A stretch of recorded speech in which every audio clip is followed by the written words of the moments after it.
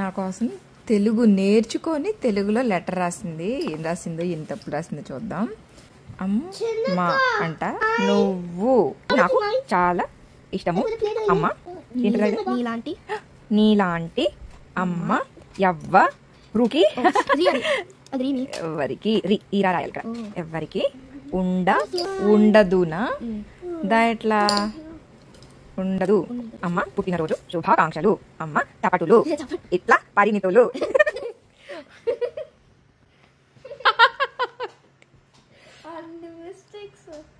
చాలా ఫన్నీగా ఉంది నా లెటర్.